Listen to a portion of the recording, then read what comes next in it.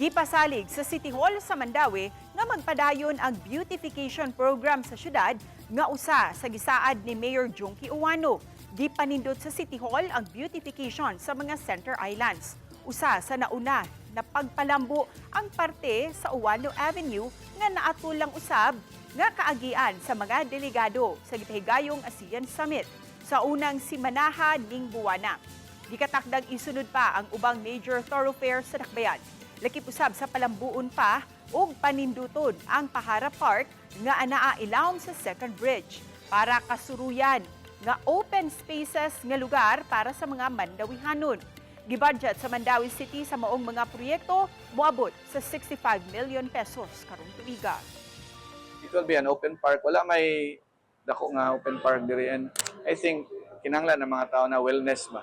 Yan. Napoy access ang mga medyo ordinaryo nga tao ba kay uban gud ma-intimidate man, example aritas dani daghan sad na diha, pero maglahi man nga crowd pud ang naa diha.